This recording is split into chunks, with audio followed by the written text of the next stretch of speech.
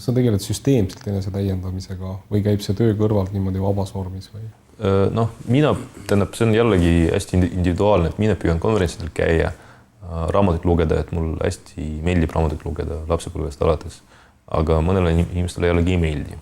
Et ma arvan, et kõige lihtsam on õppida just raamatust ja inimestest, et räägida siis võib-olla teiste valdkonna tegijatega, käia konverentsidel. Aga nii ei ole, et koostöös Tehnikaülikooliga, MIT-ga, mõne teise, et see on pigem seda laadi äri, mis nõuab avatud vaadet ja praktikate tundmaõppimist, mitte see, et sa teeksid teadlastega koostööd.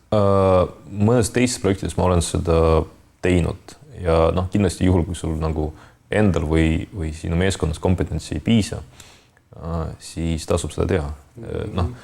Eestis on koostöö ülikoolidega natuke keeruline, et ma näen, et see nagu paraneb viimasel ajal ja see on hästi tore, et sa võid teha oma äri koostöös ülikooliga, kasutada patente ja nii edasi, aga see on veel nagu suhteliselt raske. IT-akadeemiaga teete koostööd? Ei. IT-akadeemias ma olen paar korda käinud loenguid pidamas, aga sellega koostöö piirdus.